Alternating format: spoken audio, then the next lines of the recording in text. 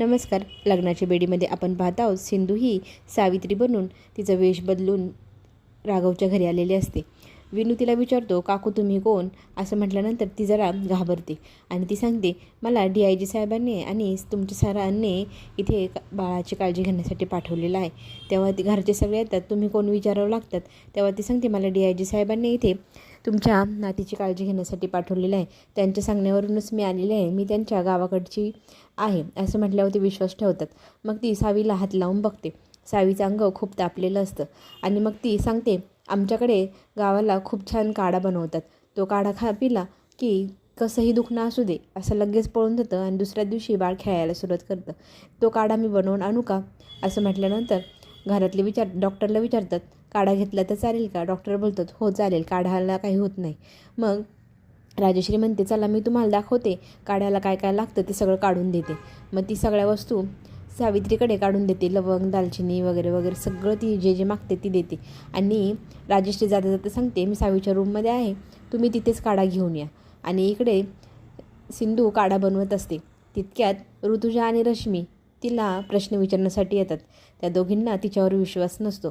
त्या तिला तुझं गाव, नाव सगळं विचारू लागतात. ती सांगते, मी DIG साहेबांच्या गावाकडची आहे. माझा नवरा हा चौकीत असतो. मग तितक्यात रुक्मिणी काकू पाठीमागणे येते आणि ती सांगते, तुम्ही दोघी तिला त्रास देऊ नका, नाही तर सगळं काम किचनमध्ये तुम्हालाच करावं लागेल. असं म्हटल्या ऋतुजा आणि रश्मी तिथून पळ काढतात. इकडे काढा बनवून आणलेला असतो आणि आजी सावीला तो काढा पाजत असते. पण ती म्हणते, मला माझी आई पाहिजे तरच मी पेईल. ती ऐकत नसते. मग सिंधू तो काढा घेते आणि ती सांगते, मी तुला पाजू का? तेव्हा ती प्रेमाने हात फिरवते. तिच्याशी गोड बोलून तिला काढा प्यायला सांगते. तेव्हा ती काढा प्यायला तयार होते आणि सावी आजीला सांगते, मला ही मावशी खूप आवडलेली आहे. माझ्या आईसारखंच ती मला जीव लावते. असं म्हणत गोष्ट सांगायला लावते आणि सावित्री गोष्टही सांगू लागते. मग ती काढा पिते.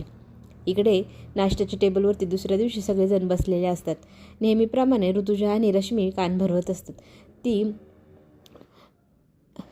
तुला आता सावीची आई बनावं लागेल असं सांगत असते. तितक्यात बाबा बोलतात, तुम्ही काही बडबड करू नका टेबलवरती, आपण निवांत नंतर बोलूया. आणि तितक्यात सिंधू तिथे येते आणि ती गप्पा ऐकत असते. तेव्हा मधुराणी सांगते, मी कुणाच्याही मुलीची जबाबदारी घेणार नाही आणि मला त्याच्यात इंटरेस्टही नाही.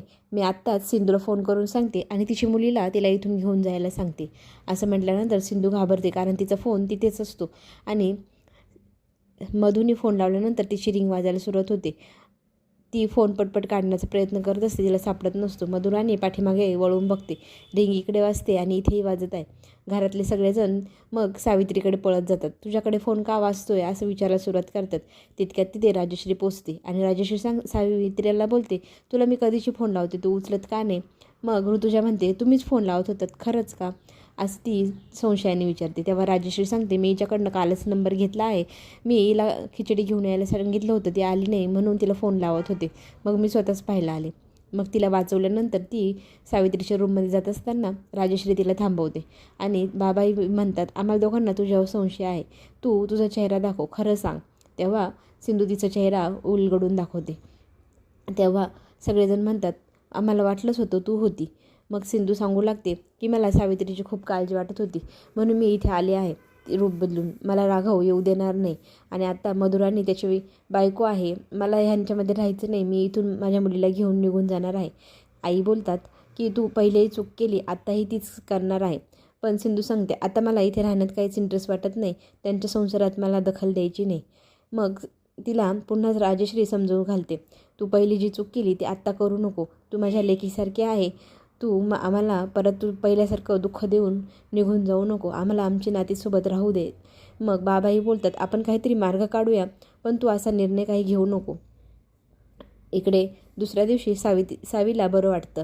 मग ती रूममधनं बाहेर येते. सगळेजण तिचं कौतुक करतात, तुला छान वाटत आहे ना? मग बरं वाटतं आहे असं सगळं चौकशी झाल्यानंतर राजश्री म्हणते, माझी नात आहेच तितकी हुशार, बघ किती स्ट्रॉंग आहे, पटकन बरी झाली आणि खेळायलाही आली. तिचं कौतुक चालू असतं. इतक्यात मधुराणीला मेसेज येतो, मी 1 तासात घरी येत आहे. असा राघवचा मेसेज वाचल्यावरती ती रूममध्ये निघून जाते. इकडे सगळेजण गप्पा मारत असतात. सावी आणि विनूला आजी खेळायला घेऊन जात असते. तितक्यात ती सिंधूला सांगते, हे बघ राघव आत्ता घरी येणार आहे, तू कुठलंही वेगळं पाऊल उचलू नको.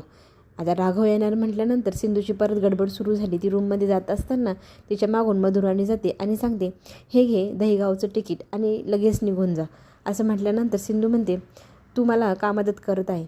काय कारण तुझं मदत करण्याचं? तेव्हा मधुराणी सांगते, मला वाटतं तू तुझ्या मुलीला घेऊन इथून कायमचं निघून जावं.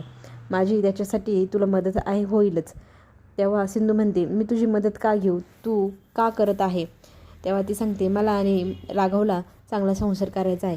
तेव्हा तू इथून निघून जाणं आमच्यासाठी खूप महत्त्वाचं आहे. तू मला वचन दे, तू परत ह्या घरात कधीही परत येणार नाही.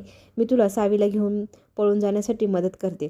तेव्हा तिचं ते म्हणणं पटतं आणि ती वचन देते, मी परत इथे कधीच येणार नाही. तिला दिलेलं वचन ती पाळणार असते. तिकीट घेते आणि ती घाईघाईने सावीच्या रूममध्ये जाते. आता ती सावीला सांगणार आहे की मी तुझी आई आहे. आपल्याला राघव काकाने इथे लॉक केलेलं आहे, त्याच्यासाठी आपल्याला इथून पळून जायचं आहे. असं सांगितल्यावर सावीही तयार होते. पुढे काय होणार पाहण्यासाठी माझ्या लवली स्वरा चॅनलला नक्की सबस्क्राईब